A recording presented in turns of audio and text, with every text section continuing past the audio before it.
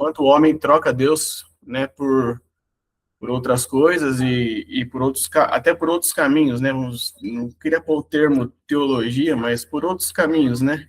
Acabam, às vezes, ficando só na superficialidade, não se aprofundam mais na palavra de Deus, e às vezes até há uma crítica para aqueles que se aprofundam na palavra de Deus, né?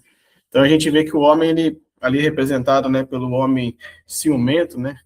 A gente vê que Deus, ele tem ciúme ali de nós também, né? A ponto de que, uma coisa que me impactou bastante na segunda-feira, que Deus, ele chega ao ponto de permitir apagar o nome dele, né? Para que nós tenhamos esse relacionamento com ele resgatado, né? Nós tenhamos esse relacionamento de volta com ele. Então, isso foi algo que me impactou bastante. E nós também falamos um pouco sobre os elementos, né, do sacrifício ali, da oferta que o homem levava, né? Qual que era vocês lembram qual que era o cereal que era apresentado ali perante o sacerdote? Cevada. Isso, a cevada, né? E a cevada, ela representava o quê? Que o pastor Diego nos passou ali. Alguém lembra? É um cereal que era de baixa qualidade para dar para os animais, né? Não era um de primeira, como é que é? Primeira linha, talvez, sei lá. Isso, era um cereal entregado né, para os animais, e ele representava uma irracionalidade do homem, né? O homem, ele acabava fazendo aquilo ali sem estar pensando muito, né? Quando ele levava ao sacerdote essa oferta, assim, né? Para fazer esse teste com a mulher infiel, né? Então, mostrava a irracionalidade do homem, né? Então, o homem, sim, ele acabava se expondo ali, né? E usava esse cereal. Aí nós vemos também os outros elementos ali. E aí depois nós vemos que o voto do Nazireu, ele traz, né, essa santidade para o homem, essa volta, né, a consagração a Deus, para que depois ali na bênção sacerdotal a gente experimente a shalom do Senhor, né? Que é para mim, assim, o ponto principal desses três temas é a paz que o Senhor traz depois sobre nós, né? Quando nós entendemos todos os processos. Alguém mais quer acrescentar alguma coisa sobre segunda-feira? Senão eu vou dar continuidade ao que nós vamos falar hoje.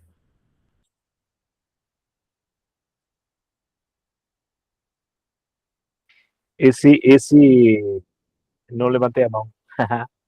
Vou levantar a mão, peraí. Levantando a mão, agora eu vou falar. Pessoal, esse oferta de cereal, ela não poderia ser misturada com nenhuma coisa sagrada tipo azeite, tá?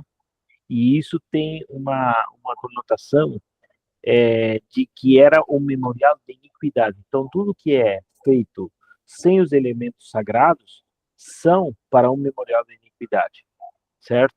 Então, isso aqui é uma regra que nós precisamos entender como é que funciona, tá? É uma regra que nós precisamos saber como funciona. E essa regra de não colocar nada sagrado à cevada, à farinha, significava que era um sicaron, uma memorial de iniquidade, pela transgressão ou possível transgressão da mulher, tá bom? Amém. Mais alguém quer acrescentar alguma coisa que aprendeu, que chamou a atenção? Senão, vamos dar prosseguimento. Beleza? Alessandro, pode falar. O que eu achei interessante eu separei ali até, eu fiz um esboço ali, justiça, misericórdia e redenção. Que acabamos vendo também aquelas mulheres lá na frente, né, de João lá, né, do livro de João. E nós vemos assim o homem na sua irracionalidade, né, o exemplo, né. É engraçado que o homem sempre quer ver o julgamento do outro, né, e não vê o próprio umbigo. É isso que eu achei interessante. E Yeshua traz isso à tona lá na frente de uma forma diferente. A justiça dele, ele traz a misericórdia e a redenção para essas mulheres, né? Ele não julga. Assim como Deus, ele tarda no julgamento, ele traz misericórdia para nós, né? Nos nossos atos. Já pensou se Deus fosse ao contrário? conosco, ele trazesse sempre primeiro a justiça e depois misericórdia, o que seria de nós? É isso que eu fico a pensar, que eu acho interessante, sabe? Não sobraria nada, né? Exato. Se a misericórdia e a graça não se renovasse todos os dias, falar bem a verdade não valeria a pena viver, né? Vamos falar bem a verdade.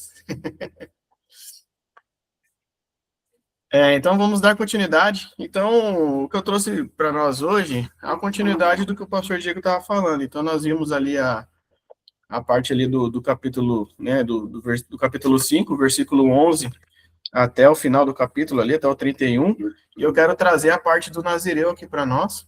Então, eu vou estar discorrendo praticamente todo o voto do Nazireu. Tem bastante elementos muito interessantes que eu estava estudando e é muito rico de informações e detalhes esse voto do Nazireu e tudo que é descrito aqui, né? O que a gente pode aplicar para nós hoje, né?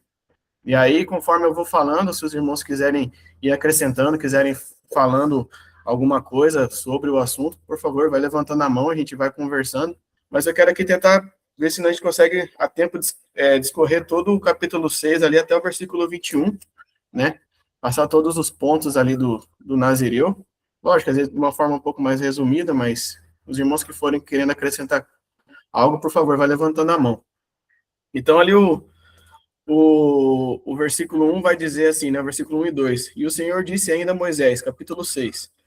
Diga o seguinte aos israelitas: se um homem ou mulher fizer um voto especial, um voto de separação para o Senhor, se um homem ou mulher fizer um voto especial, um voto de separação para o Senhor como Nazireu, o que esses primeiros versículos nos trazem, né? Eu estava estudando, e algo interessante que o voto do Nazireu trouxe é que antes a santidade ela estava separada ali para o sacerdócio, né? Geralmente ali essa parte de preservar a santidade, algo que se preocupava bastante, era uma pessoa separada ali, é o sacerdócio, né? O sacerdote ali que fazia parte ali no templo, né? E algo que interessante que o Senhor traz para Moisés é que essa consagração à santidade ali, ela abre-se para o homem e para a mulher, né? Ela é um voto voluntário, né? É uma escolha que tanto o homem quanto a mulher poderia fazer em separação ao Senhor, né? Interessante que a gente tem que frisar bastante que essa consagração era ao Senhor. Ela não era para homens, não era ali para o homem ou a mulher mostrar algo para o povo ali, mas era algo que era para o Senhor, né? Uma ação voluntária da pessoa para o Senhor.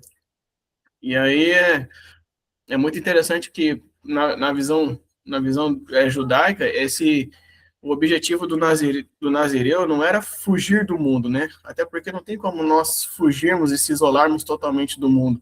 Mas ele tinha a intenção dessa consagração ao Senhor, dessa aproximação espiritual ao Senhor, né? Do seu espírito estar ligado a Deus, né? Então, o Nazireu, ele trazia essa questão de você ser separado para Deus, né? Você viver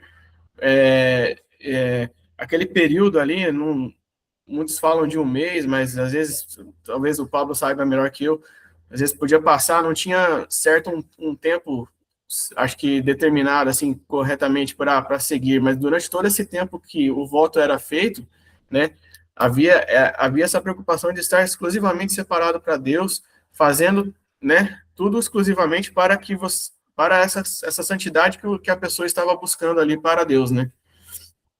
Tanto que Rashi vai dizer que o Nazireu ele se separa das paixões mundanas para Deus, né?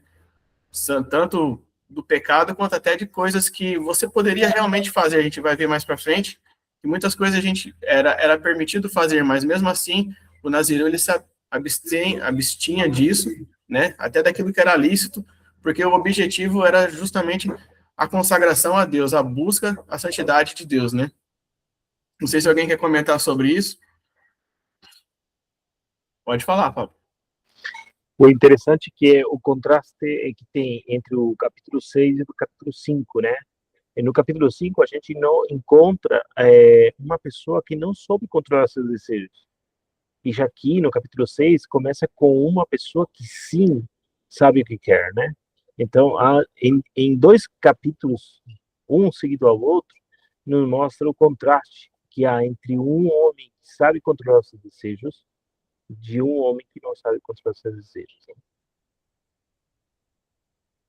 Amém, isso mesmo. Lembrando que o nazireu ele era algo voluntário, né? Que a pessoa escolhia estar ali separada, e é muito interessante isso, né?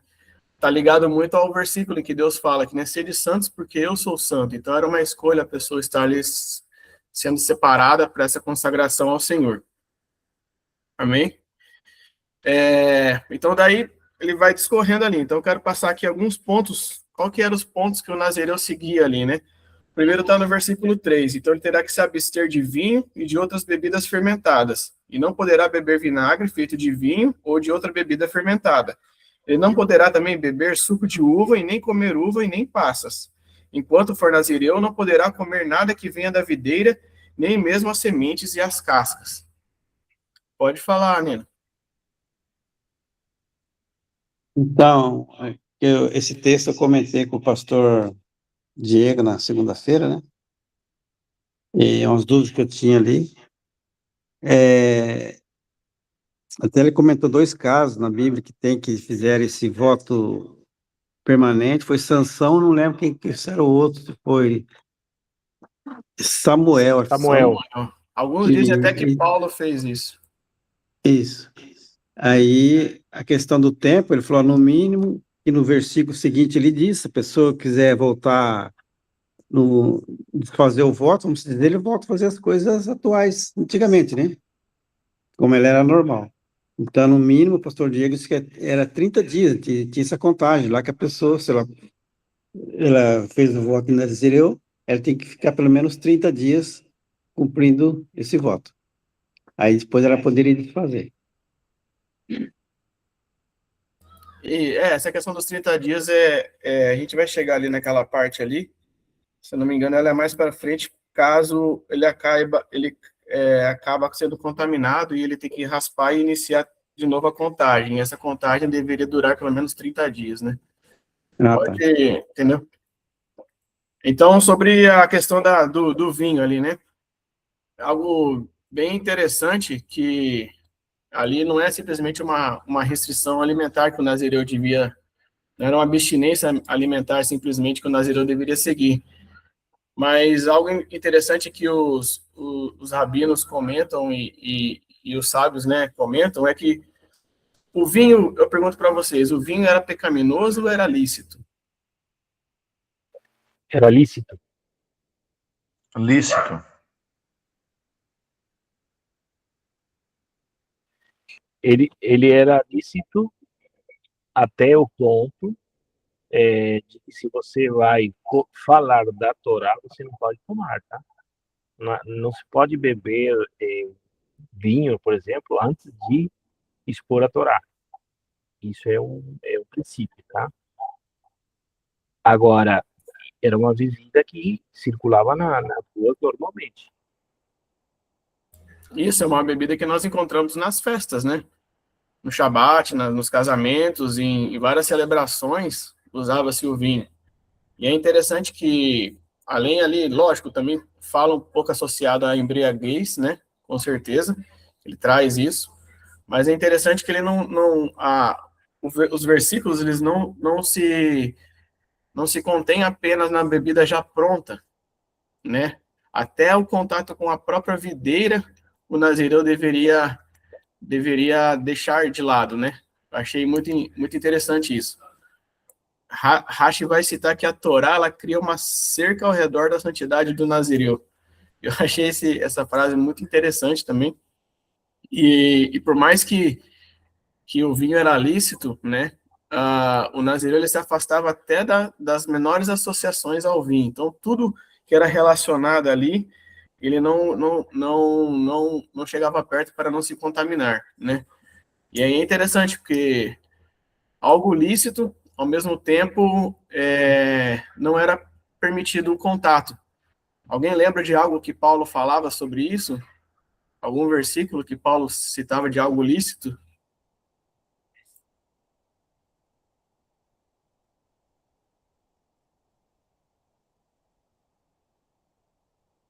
Ninguém lembra de um versículo que Todas, Paulo fala? todas as coisas me são lícitas, mas nem tudo me convém. Estava esperando a sua resposta, excelente. Então, mas eu pego no pé de todo mundo. Não, exatamente, é muito interessante isso. Reflete muito o que Paulo fala, né? Tudo me é lícito, mas nada convém. Então, o Nazireu, ele chegava a um ponto de consagração em que mesmo aquilo que era lícito, que era permitido, ele se afastava, porque às vezes o excesso daquilo que é lícito, ele também nos contamina, né? Às vezes aquilo que, pô, é permitido eu consumir, mas aquilo às vezes pode ser que acabe tomando excesso na minha vida, acaba tomando foco da minha vida, né? Então, por isso que também uma das interpretações é que, por isso que até as cascas, até a própria videira, né? Olha qual que é o simbolismo da videira dentro da palavra de Deus. Simbolizava o próprio Israel, prosperidade, bênçãos, né? Então, às vezes a gente acha que se consagrar ao Senhor, se separar ao Senhor é apenas se afastar do pecado ou daquilo que a Torá nos proíbe ou daquilo que, né, nos traz o pecado, mas às vezes até aquilo que é lícito, que é permitido, quando às vezes ele toma algo em nossas vidas como um excesso, ou toma, talvez seja um alvo na nossa vida, ele acaba sendo algo que nos contamina também. Então, há também a necessidade de entendermos que nós precisamos nos afastar também dessas coisas que, por mais que são lícitas, elas não nos convêm, porque elas podem tomar lugar em nossas vidas que não podemos permitir, né?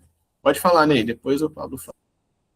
Não, na verdade, eu não queria acrescentar nada. Eu estou com uma dúvida que me surgiu hoje, estudando né, essa questão, com relação ao Shabat, né? Quem se torna nazireu, faz esse voto, como é que fica o suco, né? O vinho que se praticava lá com o pão?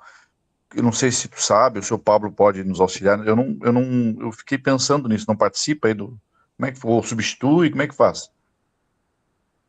Vou deixar o Pablo responder, que eu dei uma lida meio por cima também, mas nada muito concreto. Tinha até a questão da festa da Páscoa também, né? Tudo. Uhum.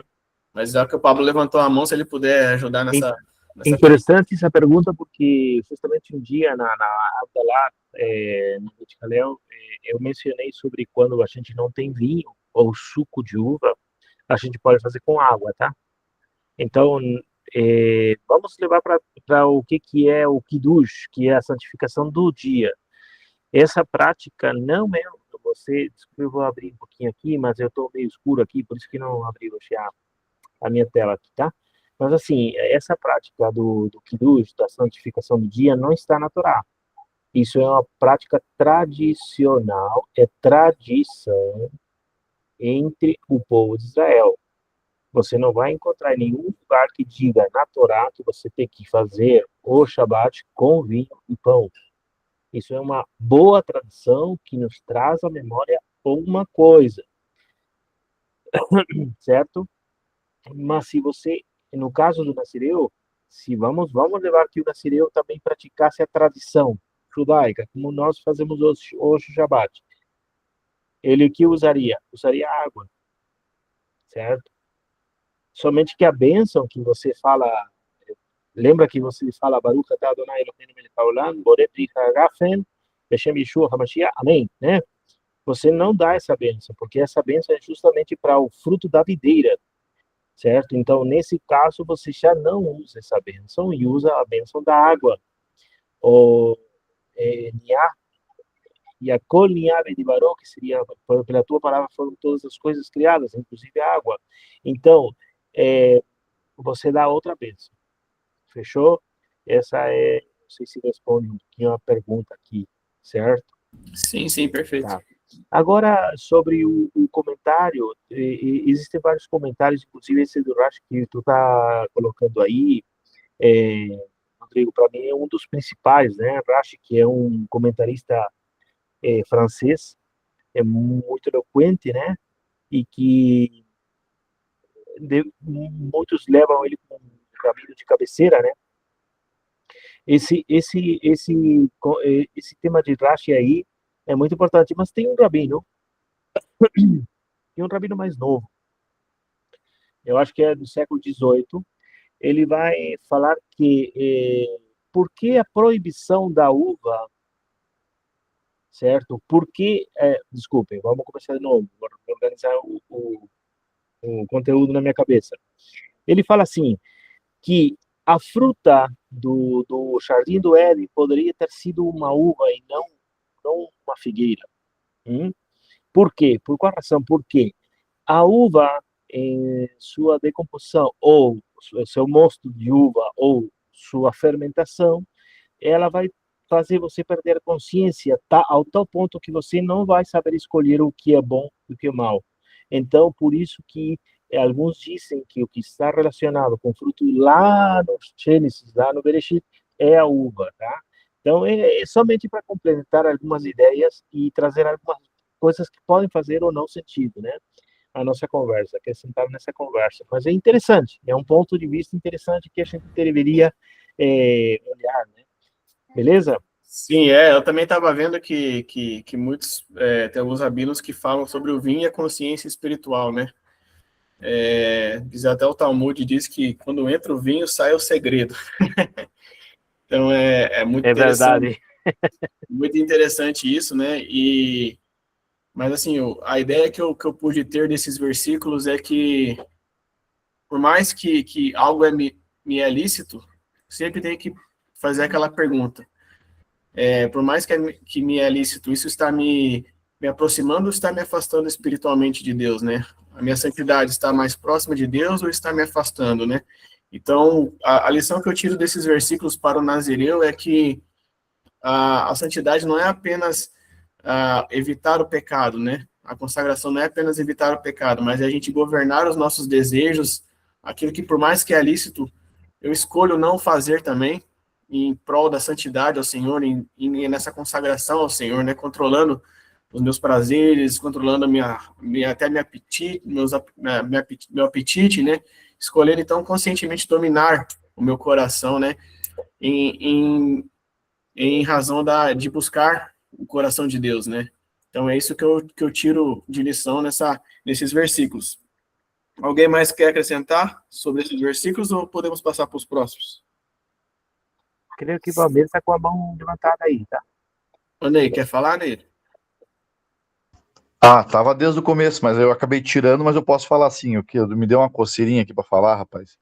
Porque assim, ó, o Rodrigo, eu vejo que esse assunto, nossa, ele é muito tremendo, né? Porque esse voto é um jovem, né? E a gente sabe, naquela época, hoje, trazendo para a nossa realidade, quantas coisas temos nós que nos abster, que nós temos que nos afastar, né?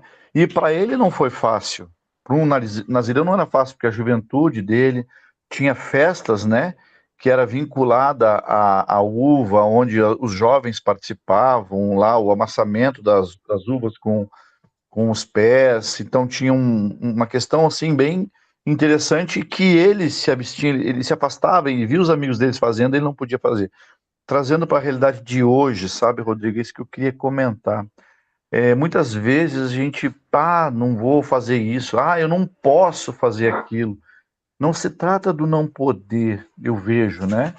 Se trata de tu ter aquele discernimento, assim, é lícito mesmo, é verdade, pode, é bom, vou agradar quem fazendo isso, né?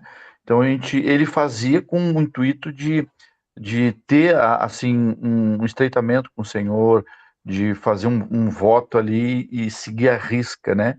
E ele tinha algo que ele não podia fazer mesmo, que senão recaia alguma coisa sobre ele. E nós hoje, né? Puxa vida, a gente vai, a gente volta, a gente faz, a gente pede perdão e volta. Então, assim, a gente tinha que ser mais, digamos assim, mais firmes, mais condizente com a realidade. Eu sei que Jesus Cristo é pela graça, ele tem o sacrifício dele que ele fez por nós, a gente se volta para ele, mas a gente deveria levar com mais seriedade, sabe, Rodrigo? Porque a situação nossa que nós vivemos hoje, tudo está na volta que a gente pode fazer, mas não nos convém. E isso nos implica lá na frente, desde como a gente trata um irmão, desde como a gente trata um estranho, desde como a gente trata uma pessoa que tenha menos favorecida. A gente olha assim, E, puxa vida, a gente tem que se colocar como Jesus faria, né? Então, isso eu fiquei pensando hoje, é muito tremendo isso, né? Esse estudo sobre Nazireno, né? Isso mesmo.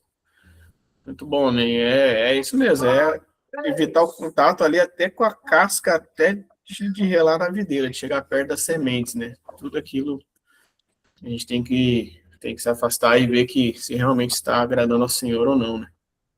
A Salete?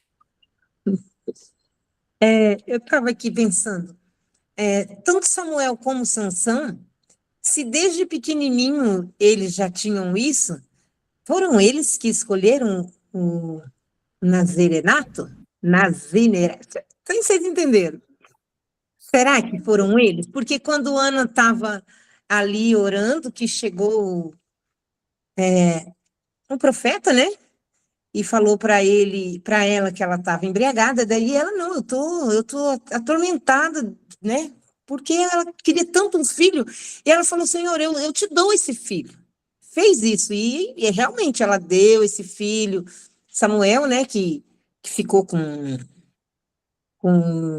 aquele, como que é o nome daquele abençoado? Tá aqui na minha boca, eu não consigo falar o nome dele. E aí, foi uma escolha deles? Porque Sansão, olha quanta coisa que aconteceu por conta dele sair fora dessa escolha. Foi uma escolha dele? Foi uma escolha da mãe dele? Eu fiquei pensando muito nisso, que muitas vezes a gente faz as escolhas para os nossos filhos e a gente quer que eles cresçam na escolha que nós, né? Esse é o melhor caminho para você, filho. Ó, vem por aqui, mas muitas vezes eles saem e tem muitas. Eles tiveram coisas terríveis que aconteceu não com Samuel, mas com Sansão, né? Será que foi ele que quis fazer esse voto? Porque ele era pequeno, né? Diz que desde pequeno. Eu fiquei pensando, falei, vou pegar o pastor Diego. O Pablo levantou a mão, eu ia já passar para ele a palavra, se ele quisesse responder. Eu li meio por cima, quando estava estudando, que às vezes, se o filho escolhe, geralmente o pai também passou por este voto. Não sei se é uma regra, eu li isso, né? Eu creio que no caso de Samuel e Sansão, eu acho que Samuel, se eu não me engano, ele foi consagrado ao Senhor. Então, alguns falam que não necessariamente ele fez o voto de Nazireu na íntegra ali, mas por ele ser consagrado ao Senhor, ele foi considerado também nessa parte do Nazireu, porque ele era uma pessoa consagrada ao Senhor, né? Mas o Pablo aí, por favor, se puder ajudar. Lembrei o nome, Isso, Eli. Eli, isso. Eli. Você vê Amós, abre Amós 2:11 para entender o que a Salete perguntou. Tá? Vai lá, Salete, e lê aí. Enquanto a isso, eu vou só fazer um parênteses sobre o que estávamos falando de água, vinho, suco, né? Nos últimos dias, é possível que a gente não vai achar o suco de uva para fazer kiddush, né? Amós 2:11, tá? Não vai achar suco de uva ou vinho para fazer o kiddush. E aí, como é que a gente vai fazer? Como?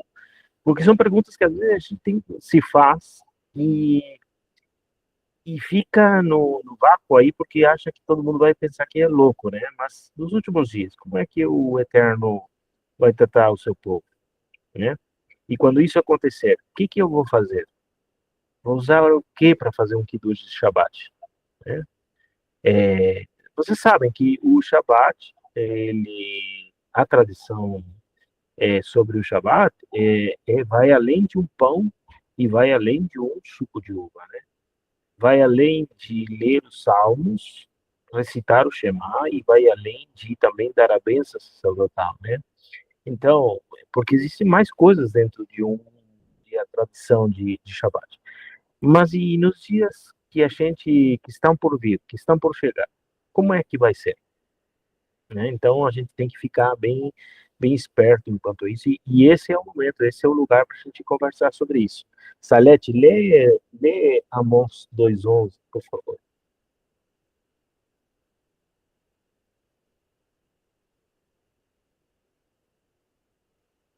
Profeta Amós. 2:11. Se caso o Salete não pegou aí a senha, passamos para outra aí. O gigante vai ler. Tá bom. Eu tava pesquisando aqui. Então, Amós 2:11 Isso. diz o seguinte: levantei alguns de seus filhos para serem profetas, outros rapazes para ser nazireu, povo de Israel. Isso não é verdade? Pergunta o Senhor. Então, isso também nos faz entender que há uma exclusividade, uma certa exclusividade de parte de Deus em escolher profetas e nazireu, tá? Então, eu acho que responde um pouquinho a tua pergunta sobre Samuel, né?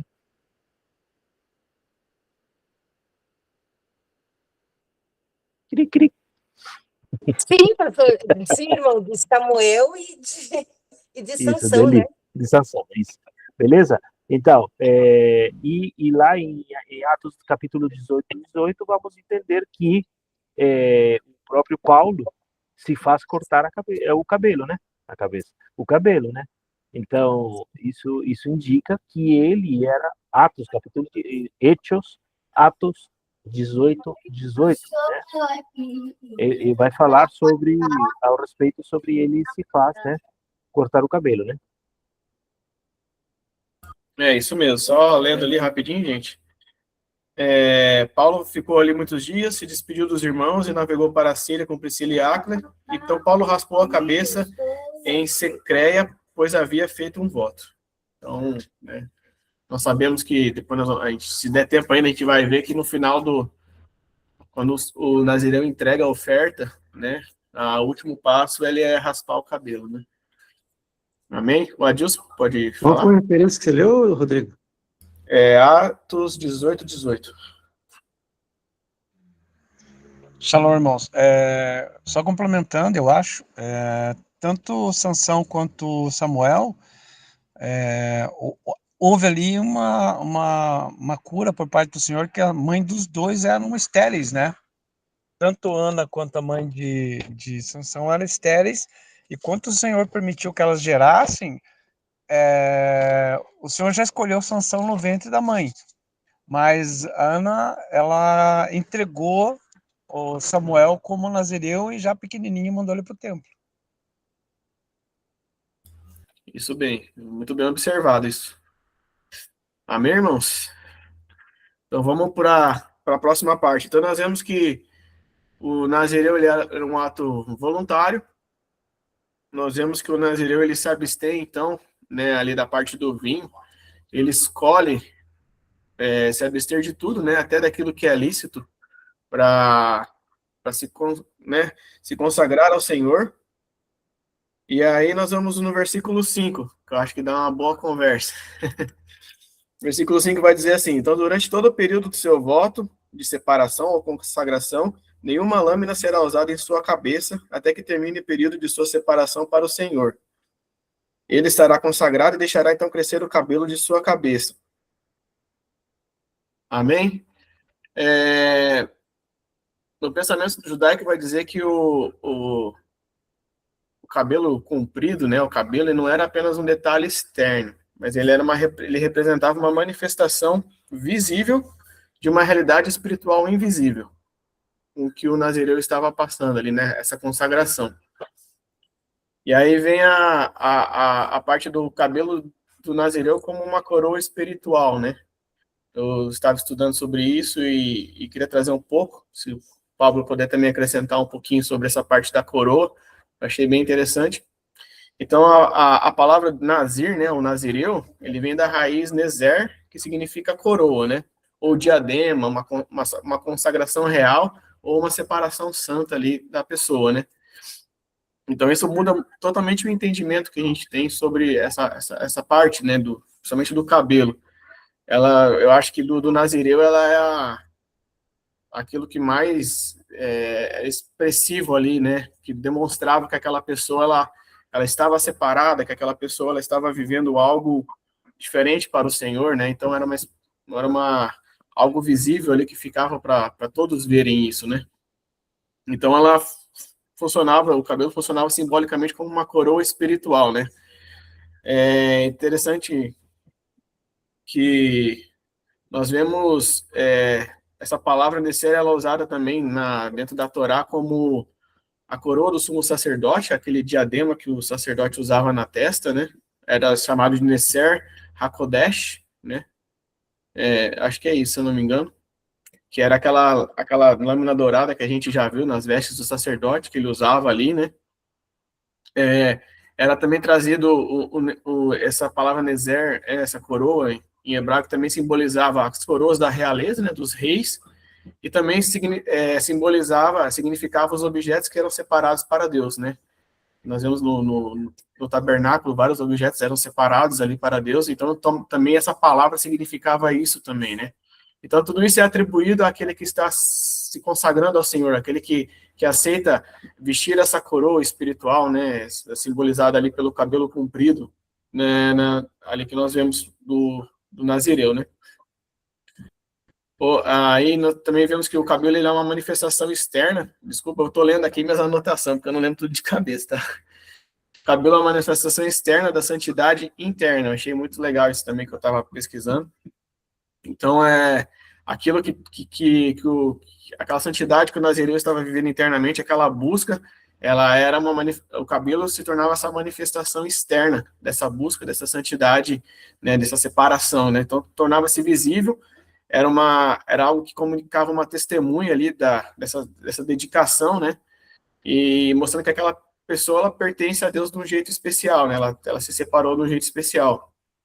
E o que me traz hoje também hoje nós não deixamos o cabelo comprido, né? Mas fica uma pergunta para nós: como hoje as pessoas conseguem enxergar que nós estamos visivelmente separados para o Senhor, que nós somos testemunhas dedicadas ao Senhor, né? Como que vocês enxergam hoje que as pessoas veriam isso em nós? Antigamente, o Nazireu ele era reconhecido por isso, né? Ele tinha uma simplicidade, ele se tornava até meio estranho, porque o cabelo ficava comprido, né? Ele provavelmente se vestia assim, simples. Mas hoje em dia, como é que as pessoas podem ver que nós somos separados para o Senhor, né? Como hoje essa, essa separação se torna visível para quem está nos vendo, né? Graziela, pode. Shalom, boa noite.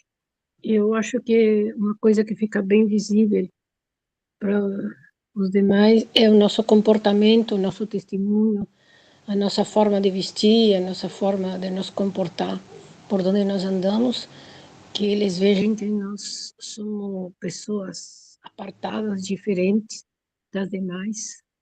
Eu acho que isso é uma forma de demonstrar a eles a nossa forma de falar, de como resolver as situações, de como nós nos comportamos frente a certas situações, um testemunho em geral, né? Testemunho geral de santidade diante das demais pessoas, né? Com a qual nós convivemos, por onde nós vivemos. É isso, irmão.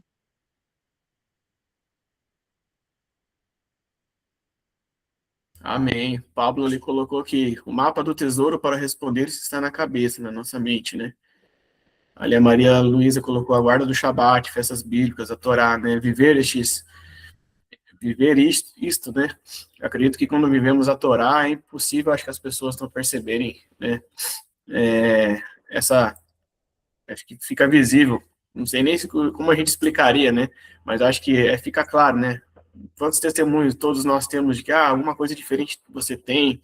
O pastor Diego fala direto que no Uber dele as pessoas entram, sentem coisas diferentes dentro do carro ali, né? Então acho que quando a gente vive, né, tudo, né, que a Torá se propõe, a gente inevitavelmente exala isso, né, para as pessoas.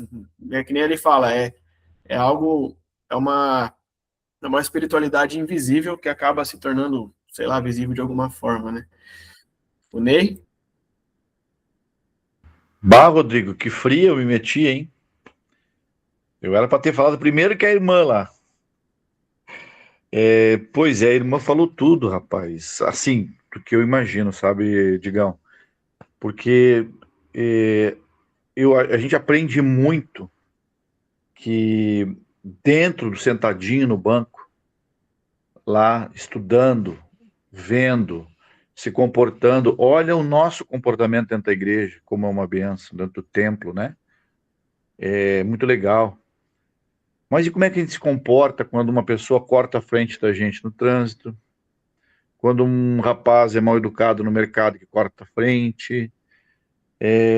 Sabe? Então, os teus pensamentos voltados para isso. Então, eu creio assim que as pessoas podem enxergar em nós o viver isso, e através, claro, ela já falou do testemunho, né? Mas o que mais me arremete, o Rodrigo, é fácil ser bom para os nossos, para quem a gente convive. Mas, galera, é difícil, sabe, Rodrigo? Assim, só rapidinho contando, sabe, Rodrigo, ontem eu fiz uma reunião das 6 da tarde às 8, antes de ir para a oração, com relação a uma pessoa que ela me deve um valor considerável. E eu perguntei para ela, puxa vida, por quê? Já vai fazer 2 anos que ela está me devendo. E ela falou assim, Ney, tu é um cara temente a Deus, tu não vai me mandar matar. Porque eu tenho 2 que já vieram aqui e me ameaçaram de morte, esses eu tive que conseguir dinheiro e pagar. E aí ele falou assim, eu te conheço, tu não vai mandar fazer maldade comigo. Então para ti eu posso ficar devendo. Eu fiquei, sabe, calado, e eu vi que a mulher dele chorou, ele chorou, e eu fiquei assim, sem reação.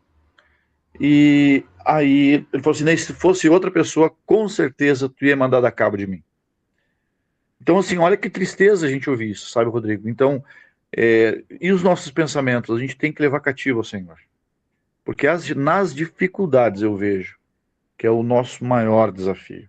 Porque quando você está tudo bem, você consegue manter.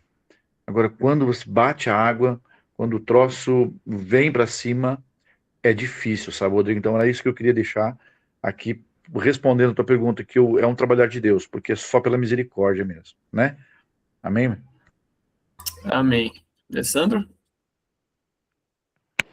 Eu acho que, assim, o Nazireu, ele está linkado a separado, né? Está linkado a consagração, mas não é uma consagração qualquer. Ele é uma consagração mais alta. Ele chegar próximo ao sumo sacerdócio. Um exemplo, Yeshua. Yeshua, ele não foi um nazireu, ele foi um sumo sacerdote. E a gente tem que ser um espelho dele, entendeu?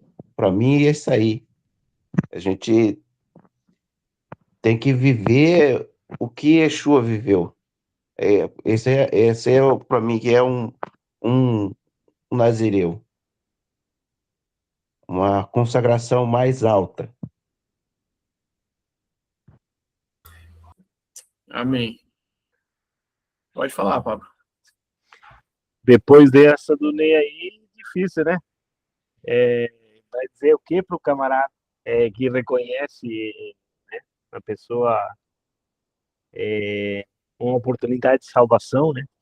E no sentido literário e no sentido figurado também, né? Mas assim, lembrando que o voto do Nazireu, né, Nosri, ele, ou nascer, isso significa, equivale muito ao próprio sumo sacerdote. Então, os rabinos atestam que um homem que faz o voto de Nazireu, ele é considerado sumo sacerdote, né? E lembrando que os nossos irmãos da primeira, vou dizer assim, não vou falar porque vai ficar feio. Ia falar uma coisa, mas não é verdade. Os nossos irmãos, depois de Yeshua, discípulos, apóstolos, aqueles irmãos que estavam ali em livro de Atos, não é da primeira igreja, isso está mal falado isso aí, esses eram considerados, eram chamados de nazarenos, né? Lembra? É, e por quê? Porque havia, era somente porque era de Nazaré? Era porque eram somente seguidores de Yeshua de Nazaré? Não, era porque realmente eles tinham algo diferente aos demais. E a pergunta que fica no ar, né, Rodrigo, como é que o mundo nos vê hoje? Será que estamos na altura deles? É isso mesmo. É interessante que no final da entrega do Nazireu, essa coroa espiritual ele entregava ao Senhor, né? A gente vai ver depois, se der tempo, hein? Era uma forma de dizer que essa santidade não vem de mim, né? Essa coroa espiritual, esse cabelo, essa conquista não vem de mim, né? Ela vem do Senhor, né? Toda essa dedicação, esse cabelo que eu deixei crescer, essa coroa, ela pertence a Deus, né? A glória não é minha, mas é somente de Deus, né? Então eu vejo que nesse versículo, né, dos cabelos nos ensina que a verdadeira santidade ela tem que se tornar visível, né? E aí fica a pergunta, né? Como que nós tornamos ela visível, né? Como ela se torna visível para os outros? Mas ela precisa se tornar visível para o mundo. Ela tem que transformar a nossa identidade, né? O cabelo praticamente transformava o cidadão, né? Imagina. Hoje eu não consigo. Imagina eu só com o cabelo comprido dos lados, que trem esquisito. Mas ela nos transforma a identidade, né? Nos muda. Ela muda prioridades, né? E ela cria marcas perceptíveis na nossa vida, né? Então, tem uma frase que eu estava vendo que a coroa espiritual do Nazireu, ela não era de ouro, ela era separação para Deus, né? Então, que essa coroa espiritual que nós buscamos, né, que está na sua vida, seja visível para todos, né? Igual o Ney falou, né? Testemunho tremendo ali, né? Então, que a gente tenha, não tenha essa consciência, né, de que ela é visível. Não sabemos explicar como, mas ela é visível, as pessoas percebem, e nós não temos que entender essa responsabilidade e ter essa consciência, né, de realmente honrar, né, essa separação que nós escolhemos ter para Deus, né, porque uma hora, quando Jesus nos resgatou, nós escolhemos viver para Ele, né, então temos que ter essa consciência de que, uma vez que nós somos escolhidos, nós escolhemos seguir a Cristo, né, seguir Yeshua, isso vai se tornar visível para todos, né? Então nós temos que ter essa consciência também. Marinês? Lo que quería compartir, hermanos, es que el Señor está despertando a las ovejas que todavía están dormidas y está despertando a su pueblo. Él está encendiendo la Torá en los corazones, y a medida que nosotros vamos cumpliendo y escalando a través de su palabra, de la Torá, que es viva, es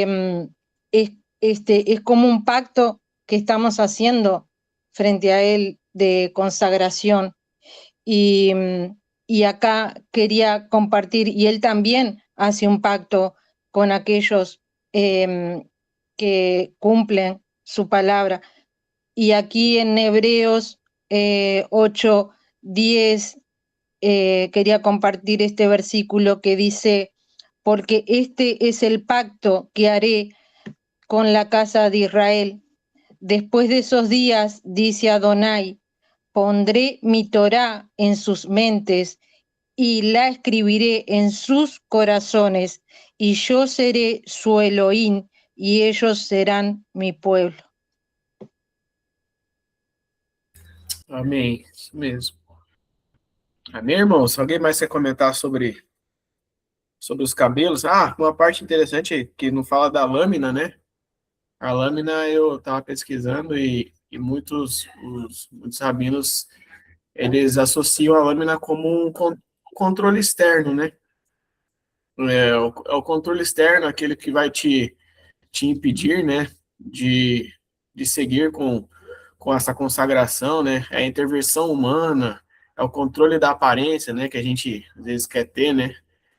Às vezes seguir ao Senhor é pôr no controle dele, né? A prioridade é ele, tudo é para ele. Às vezes a lâmina ela representa esse controle da aparência, esse controle que às vezes queremos ter das coisas, né? Esse domínio externo que nós recebemos todos os dias aí, que fica nos atingindo todos os dias, né? Então, a lâmina também representaria isso. Alguém mais quer conversar, quer falar desses versículos? Senão nós vamos seguir para os próximos. O Adilson colocou ali Efésios 4:13, até que todos cheguemos à unidade da fé e do pleno conhecimento do Filho de Deus, a perfeita varonilidade, à medida da estatura da plenitude de Cristo, né? E o Alessandro também colocou ali Filipenses 2:7, abrindo mão de sua glória e reputação e sendo coroado com espinhos, a coroa da humilhação que manifestou a verdadeira realeza divina. Amém, meus irmãos? Sobre essa coroação, né, nós vemos que Yeshua, primeiro ele foi coroado com essa coroa de sacrifício, e depois, né, ele recebe a coroa de rei, né, e voltará com essa coroa de rei, né, para reinar a terra. Amém? Então, seguindo ali, Pablo colocou profetis... O que está escrito ali, Pablo? Ah, profetizado. Em Isaías 11:1. Deixa eu abrir aqui rapidinho. 11:1. Deixa eu pegar minha Bíblia aqui. Vai dizer que um ramo brotará do tronco de Jessé e o renovo frutificará das suas raízes. É isso?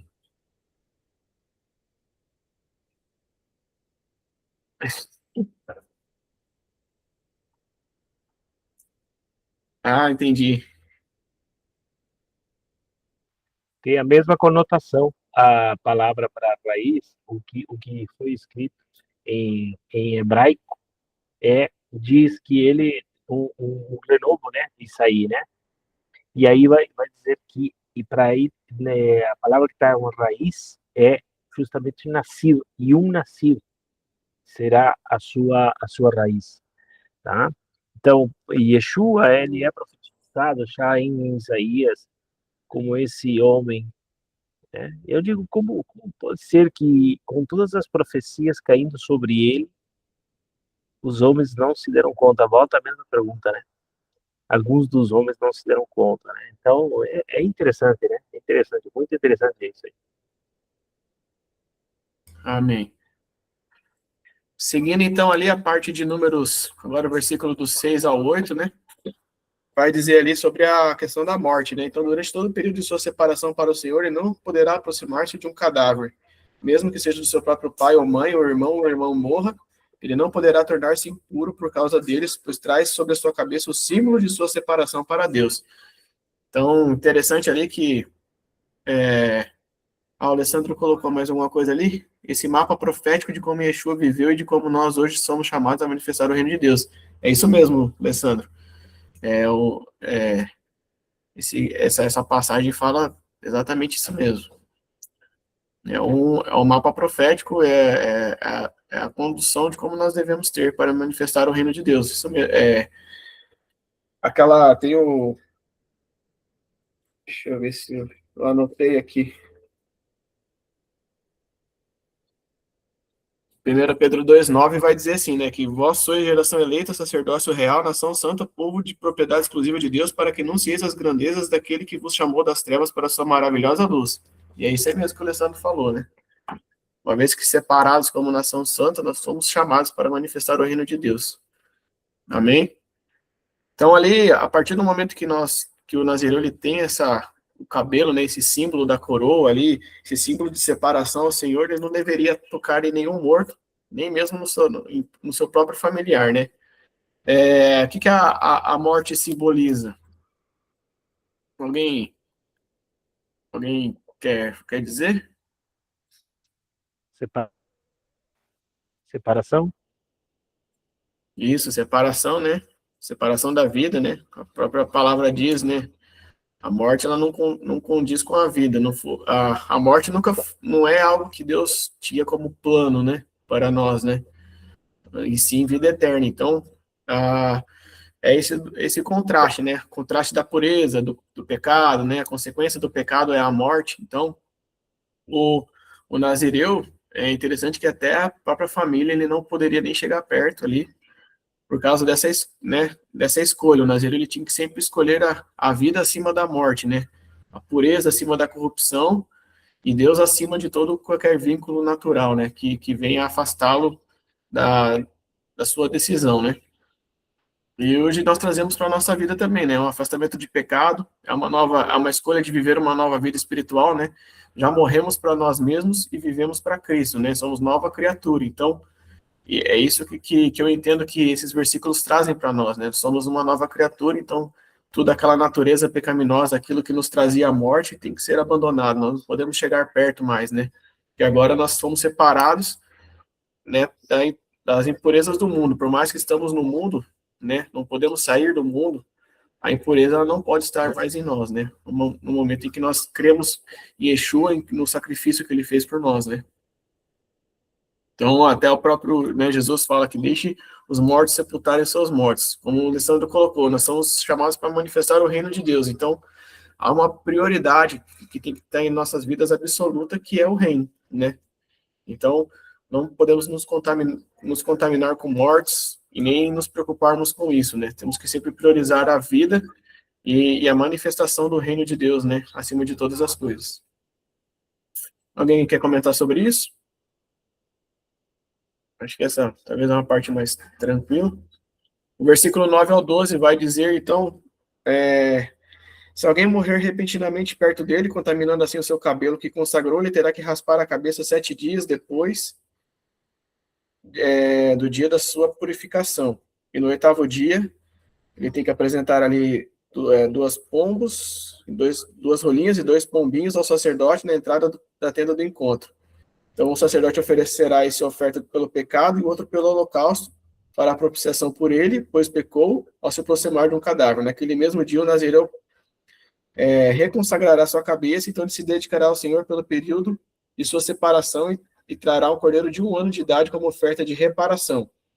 E os seus dias anteriores não serão mais contados, pois ficou contaminado durante a sua separação. O que para mim traz, talvez o Pablo talvez queira acrescentar, isso aqui para mim mostra muito a graça de Deus, a misericórdia de Deus todos os dias.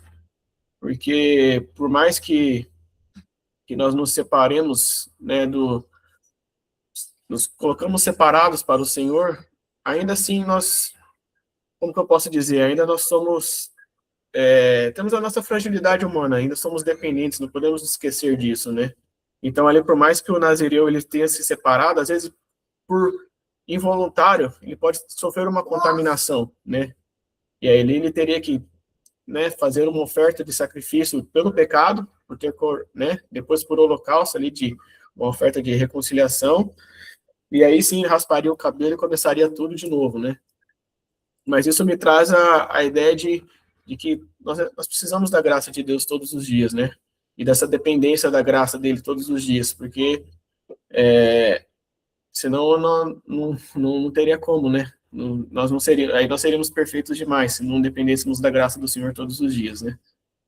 Alguém mais quer comentar algo sobre isso?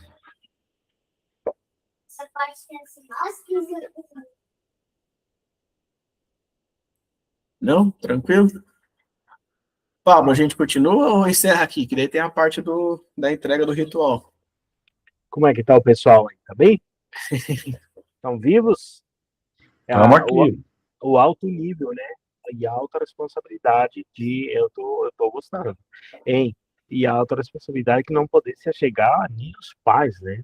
Nem os pais mortos, né? Ficam 12 minutos aí, Babil. Vai lá. Beleza, então vamos para a partir do versículo 13 até o final ali do versículo 21, né? Então essa é a parte, é o ritual de entrega do nazireu, né? Aqui tem muita coisa legal para a gente ver. A primeira coisa que me chama a atenção é que ali no versículo 13, este é o ritual do nazireu quando terminar o período de sua separação. Ele será trazido à entrada da tenda do encontro, e ali vai apresentar a sua oferta ao Senhor, e ali apresentará a sua oferta ao Senhor, até a parte A do 14. que eu achei interessante dessa parte? É que o Nazireu, ele não termina o voto sozinho. Achei muito legal isso. Essa separação do Nazireu, ela não é uma espiritualidade individual, ela é algo coletivo. No final, no final ele tem que se apresentar atento do encontro, diante do sacerdote e diante de toda a comunidade. Para quê? Porque quando ele se conectou com Deus, ele também tem que se conectar com a comunidade da aliança, né? Então, achei muito interessante isso. Então, uma vez que separado, eu tenho que estar em conexão com vocês, né? Vocês são a minha comunidade da aliança, né?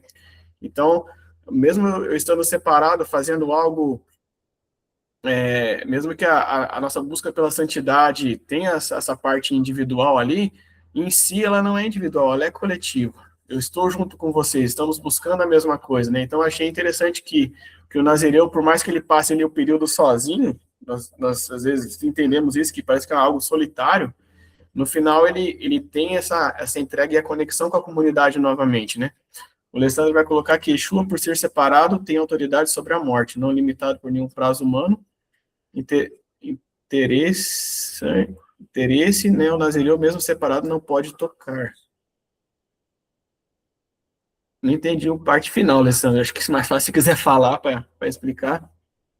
Eu achei interessante que o Nazireu, ele não pode tocar no cadáver, né? E Yeshua, ele é separado e ele tem autoridade sobre a morte, né? Então você vai ver que ele ressuscitou, o exemplo, a menina, e também como é que é? Agora fugiu o nome. Sim, ele bebe vinho, Lázaro. Lázaro, né? E ele toca no morto, né? E tanto que, na verdade, alguns falam que ele, vamos dizer assim, uma representação do Nazireu também, mas lógico que ele era um pouco diferente, né? A sua consagração e santidade era um pouco diferente, né? Foi, como nem você falou, ele tinha autoridade sobre tudo. Então, ali, a primeira parte do ritual ali era justamente o Nazireu ele estar de novo ali diante do povo, ele fazer essa conexão com a comunidade ali. E aí ele vai para os 3 animais oferecidos. Qual que é o primeiro ali? O cordeiro. Qual que era o primeiro, ali a partir do versículo 14? Qual que era o primeiro animal e qual que era o sacrifício oferecido? O primeiro era um cordeiro de 1 ano, sem defeito, como oferta de ascensão, tá? Isso, ali era o Quem, primeiro cordeiro. Oi, pode falar. quem continua? Um carneiro sem defeito. Para quê? Oferta de shalom. Antes tinham a cordeira também de 1 ano, sem defeito, que era oferta pelo pecado, e isso chama muita atenção. Isso. Ele vem de um processo de santidade. Como é que agora tem que entregar uma oferta de pecado? Explica para nós aí, Rodrigo. Isso, então é interessante que o primeiro era o holocausto, era o sacrifício de holocausto, né? Era o olá, né? Acho que fala assim. Então ele era totalmente queimado, esse sacrifício, não ficava nada para o ofertante, né? E ele representava então uma entrega total do Nazireu ali, né, entrega total daquela consagração dele, era a consagração completa, então dedicação absoluta a Deus. É isso que esse primeiro cordeiro representava, esse sem defeito como holocausto, né? Então, algumas interpretações rabínicas vão dizer que o holocausto ele simbolizava essa elevação, não gosto muito de usar essa palavra, mas eles falam que é essa elevação espiritual que o Nazireu alcançava, né? Essa santidade que ele viveu ali. Então ele entregava aquilo ali e isso nos mostra que a verdadeira santidade ela existe essa entrega integral, né? Próprio né, nós vemos ali no Novo Testamento que ofereceis os vossos corpos como sacrifício vivo, né? Então, essa entrega total tem que acontecer, né? Assim como era o holocausto ali representava. Aí nós temos a segunda, que era uma cordeira oferecida pelo pecado. Então, aí, igual o Pablo falou, eu estava pesquisando também, isso é um dos mistérios que muitos rabinos conversam, né? Mas se o Nazireu estava todo esse tempo separado, consagrado, se afastando ao máximo de tudo, por que ele teria que entregar algo sobre o pecado, né? Por que ele teria que entregar um sacrifício sobre o pecado? Se, teoricamente, nós vamos ver, todo o seu período ele praticamente passou sem pecado, né? Lógico que a gente não deixa de pecar, mas é como se, né, ele observou ao máximo o cuidado para não pecar, não se contaminar. Como é que ele teria que oferecer, né? Qual que era o sentido de oferecer? Eu não sei, Pablo, se eu falo todas eu achei 3 interpretações aqui, 2 achei meia... É legal. Não, pode falar, sim, pode falar tranquilamente, tá? Tá, É, a primeira mas interpretação que eu achei era que o Nazireu ele podia pecar por excesso de abstinência. Então, o Talmud vai dizer que, por mais que Deus criou o vinho licitamente, às vezes privar-se excessivamente de algo poderia causar esse desequilíbrio, né? Então, dizendo que a ideia é que a santidade não é rejeitar a criação de Deus, né? Não é rejeitar tudo que Deus criou. Essa é uma das interpretações que eu encontrei. A segunda é que o Nazireu pecou ao deixar o nível espiritual. Então, alguns rabinos dizem que essa tristeza de você, desse período que você passou ali separado para Deus, e de certa forma você vai voltar a uma vida comum ali, exigia essa expiação pelo pecado, né? Então, você está deixando aquela nível de santidade que você estava vivendo 24 horas, para talvez descer um pouco essa intensidade espiritual, voltando para os seus afazeres comuns. É uma interpretação. E uma terceira interpretação, que para mim, eu pego melhor para mim, assim, para minha vida, é que nenhuma pessoa é totalmente pura, né? Nós somos humanos imperfeitos, o pecado ele está em nós, né? E nós precisamos da misericórdia do Senhor, né? Então, nós nunca vamos atingir a perfeição absoluta que apenas Yeshua atingiu, né?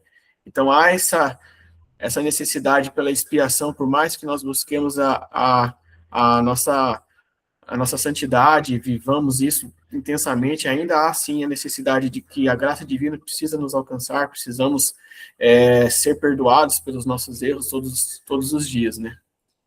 Pablo, você quer falar alguma coisa sobre isso? Nesse caso aí, Rodrigo, eu acredito sim, que nós precisamos ser alcançados pela graça divina, mas não podemos perder o fato da techuvá, né? Que é um dos pilares.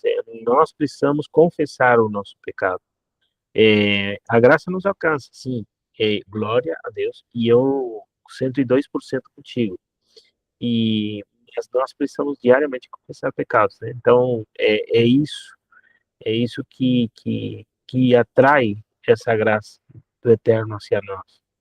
Se a gente deixa, né, rolar e acha que o pecado é algo normal, então nós perdemos o temor. E se nós perdemos o temor, estamos em maus lençóis, né? Então, é isso mais ou menos o que eu queria falar. Eu li sobre isso. O Dr. Kettriel, ele fala muito bem a respeito disso. É um homem que eu estudo há muito tempo ele. E eu gostei muito quando ele interpretou sobre por que uma oferta de pecado, né? Se o cara vem de um processo de santidade, né? E outra coisa que é interessante é que nós, não sei se vocês na mente fazem, mas, por exemplo, quando nós damos a bênção no Shabat da, da, da consagração do dia, nós dizemos que o Senhor há uma palavra que significa Kideshanu. Kideshanu nos santificou, ou seja, ele fez de nós habitar como VIPs, né? VIP, né? Alguém VIP dentro de um espaço, de um tempo, né? Então, como de certa forma, nós voltamos como os nazarenos, né? Então, por isso que o Shabat tem essa importância. A Maria Luísa hoje, a Maria Luísa ali botou, né? Shabat, festa, né? Cumprir a Torá, né? Então, isso é importante por quê? Porque no Shabat a gente experimenta um pouco, não só do tabernáculo celestial na Terra, mas também de essa santidade que gera essa separação entre o que é santo do profano, né? Mas é isso aí, Rodrigo, muito bom, legal. Amém. E aí nós temos então o terceiro, que é o carneiro da oferta de Shelamim, né? Então é uma oferta de comunhão, de reconciliação, traz essa ideia de paz, alegria da aliança, né? Então essa oferta ela era queimada, porém parcialmente ia para o sacerdote e parcialmente ia para o próprio ofertante, né? Então ela era uma oferta de comunhão, de paz, reconciliação, né? Que hoje nós então o Nazireu agora ele retorna a uma comunhão plena, né? Uma santidade verdadeira, ela conduz à paz com Deus, né? Então, uma visão hoje para nós é a reconciliação que Cristo fez por nós, né? Essa oferta de paz. E hoje nós temos a comunhão restaurada entre o homem e Deus, né? Para aqueles que creem no sacrifício de Cristo, né? Seguindo, qual que é o próximo elemento depois dos animais? Alguém sabe? E já estamos quase terminando. É uma cesta de maçã feita de farinha mesclada com azeite de oliva. Isso, nós temos o simbolismo do fermento, né? O pão sem fermento, que simboliza o que era o fermento que nós vemos na Páscoa, o que ele simboliza? O pecado. Exatamente. Então, o pecado, corrupção, orgulho, toda a influência do mundo no exterior, aquilo que vai influenciar nós por dentro. Então, o pão sem fermento ele representava o quê? A pureza, a sinceridade do ofertante ali, né? Acho que acabou o horário, Pablo. Pode finalizar. Rodrigo. Tá. E aí nós temos também o azeite. O que o azeite simboliza? Alguém Senão eu vou falar para a gente. Vale. Unção. Isso, simboliza a unção, o próprio Espírito Santo, né? Que hoje, né, nós temos. E, né, então a presença divina fluindo sobre a pessoa que está separada para Deus, né? E aí nós temos o ponto final ali, que é a entrega-chave do Nazireu, que está no 18, né? Em seguida, ele entrará na tenda do encontro e o Nazireu então raspará a cabeça que consagrou e o jogará no fogo que está embaixo do sacrifício da oferta de comunhão. Então, ali toda então ele vai cortar o cabelo, raspar o cabelo. Então, toda aquela simbologia, aquilo que representava, né, que nós falamos da coroa. Então, todo aquele tempo de dedicação que o Nazireu separou ali, ele entregava, então, esse corte simbolizava essa entrega ao Senhor, né, simbolizando esse crescimento espiritual, essa separação santa. Então, ele é como se o cabelo se tornasse uma espécie de registro vivo da consagração do Nazireu, né, daquilo que ele viveu. E o fogo consumindo o cabelo, ele significa que o Nazireu reconhece, então, a santidade, que a sua santidade, aquilo que ele adquiriu ali, veio do Senhor, né? Não foi uma conquista dele, não foi por força, não foi, por mais que é uma escolha nossa, a santidade ainda vem do Senhor, é o Senhor que nos agracia com tudo, né? Não é nós, com a nossa força, que vamos ser santos como ele é santo, né? E então, essa consagração pertence ao Senhor, é uma forma de dizer que tudo aquilo que eu separei para viver é do Senhor, pertence ao Senhor, e a glória não é minha, é apenas de Deus, né? A Ele toda a glória e toda a honra, né? Então, esse fogo vai simbolizar essa transformação, essa entrega, essa consumação espiritual daquilo que foi esse período de consagração, né? É interessante que tem uma associação é que, tipo, essa santidade, ela cresceu em forma de cabelo ali, ela foi crescendo gradativamente conforme ele foi vivendo os dias, né? Então, é uma forma de dizer que tudo aquilo que eu adquiri, tudo aquilo que eu me tornei durante esse período, hoje eu devolvo ao Senhor, é tudo do Senhor, né? Tudo para a honra e glória dele, é tudo para ele, somente para ele, né? Amém? E aí depois, nos últimos versículos ali, o 19, 21 ali para frente, ele o sacerdote ele vai então fazer essa parte de oferecer, né, ali fazer os movimentos, né? E aí depois o Nazireu, ele ali fala que ele pode voltar a beber vinho, e ele volta à sua rotina comum. Mas é interessante que, por mais que ele volte à rotina comum, é impossível ele ter voltado de uma forma igual de quando ele começou o seu voto, né? A transformação, provavelmente ela muda totalmente a vida dele, e o comum já não é tão comum, provavelmente, né?